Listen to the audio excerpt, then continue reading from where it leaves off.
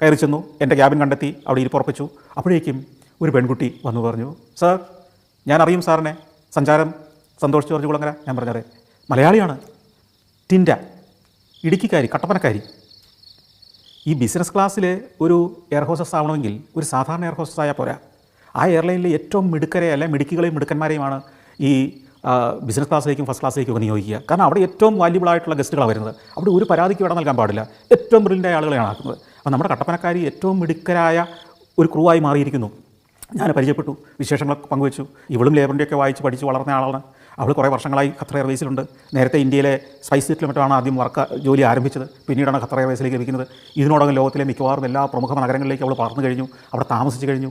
ജീവിതാനുഭവങ്ങൾ ഈ ചെറിയ പ്രായത്തിൽ തന്നെ അവളെ തേടിയെത്തിയത് എത്രയാണെന്ന് ഞാൻ അത്ഭുതപ്പെട്ടു. നമ്മുടെ നാട്ടിലെ ഉൾഗ്രാമങ്ങളിലെ ഉൾനാടുകളിലെ പെൺകുട്ടികൾ പോലും ലോകത്തിൻ്റെ അനന്ത വിഹായസിലേക്ക് പറന്നു തുടങ്ങിയിരിക്കുന്ന ഒരു കാലമാണിത്.